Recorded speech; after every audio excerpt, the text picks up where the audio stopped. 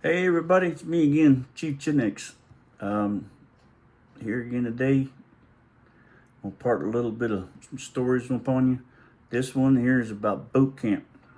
I remember I told you about MEP station and how we got by that one about a hair of our ass. Um, Boot camp. I went through boot camp in 1986, and it was in San Diego, and it was during July, August, September time frame, which was the hottest months in that time frame, which wasn't the brightest thing in the world when you look at weather-wise, but I got the hell out of there as fast as I could. I got the hell out of Illinois as fast as I could anyway. Um, Boot camp, all in all, there's really not too many stories that I can't tell that now that everybody hasn't heard before.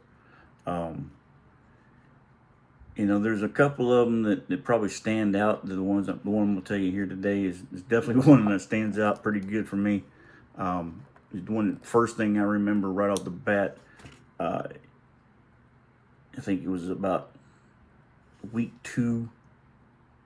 I think it was week two. Yeah, week two.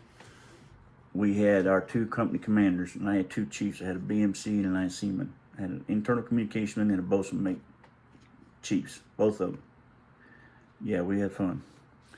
BMC was a blast. I love boats. He was funnier than hell. Um, we went to boot camp on the old side of. If anybody's been to San Diego, RTC, NTC, sorry, San Diego, they know where the the recruit was at. We were on that side of the bridge. See, I'm dating myself because some of you then never didn't know San Diego had a recruit company, had a boot camp. So, for you little juniors that didn't know about that, there was actually a boot camp in San Diego for a while, a long time. All right, and there was one side of the place connected to the other one from the bridge, and you were only supposed to march one company at a time across there, and you weren't supposed to march because marching made the foundation of the bridge weaken. So we weren't allowed to march, which we did anyway, unless we got caught. um, but yeah, I went to San Diego in '86. Um, Week two, we got a little tour of the base. For some reason, I don't know why. We had one tour. Well, we got an extra tour. Our BMC took us around. We went to this one spot back in the very back, and we were the company that was in the corner building where it was at the corner of the lot, where the corner of the whole dang place, where one side of the fence was MCRD San Diego, the other side of the fence was Rosecrans, the street Rosecrans. Okay, and so after they marched us around about 6 miles or so, it felt like forever. They parked us around there in the corner, and we could see our own barracks. So everybody's real tired and hot and sweaty. He just has his facing out and makes us turn to the left and turn to the right. And as we're turning to the left, he goes, "There is Rosecrans Street. You guys want to jump?" He's talking about, don't like it here, this, that, and the other. You don't like it here, don't want to stay here. You jump this street, get out of here, go to Mexico, don't come back again. And he goes, "Oh yeah, by the way, do us all a favor, take all your shit and go when you go." We're all like, "Oh, okay, whatever." I'm sitting there thinking, I ain't got nowhere to go. What the hell? My mother killed me. No. But everybody's like, "Okay, well, you know." But so and then we did this little facing movement. So we're looking at the other side, at the other corner here, in the bushes and stuff. That was MCRD. I mean, that's where we were at.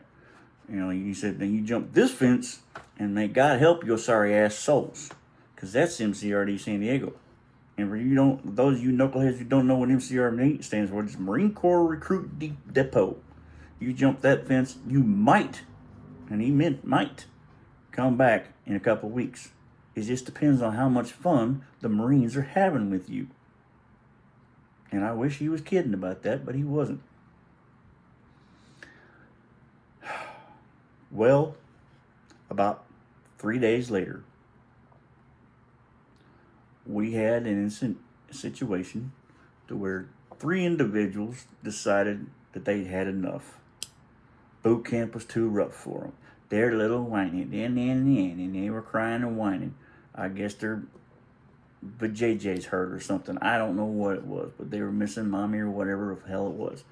They decided they were going to jump the fence and go AWOL, absent without leave. They were going to go. They were going to desert, and they weren't coming back. And no, they didn't take all their stuff with them. Well, two of them decided they were going to jump the side where Rosecrans Street was at. Okay. One decided, I guess he got caught, he got lost in the dark or wherever he was, and he forgot where the heck he was at. He jumped one side where MCRD's at. Okay. He jumped clean. He got over the concertina and over the barbed wire. He made clean. There's just barbed wire and not concertina. These fences are about 8 foot high. Had another 18 to 24 inches higher, and that was rolled concertina and barbed wire. Now, you really had to plan to do this to do it right. You had to take 2 or 3 pair of dungarees. If you did it right, you had to take 2 or 3 pair of dungarees with you. You laid them over the top of the barbed wire and concertina wire so you didn't come out looking like sliced up Swiss cheese. You laid that stuff over the top of the wires. Well, again, that was about the only thing they did right. And I'm getting into that. One, like I said, he jumped MCRD. He wasn't found until about 3 weeks ago. Brandy Robinson.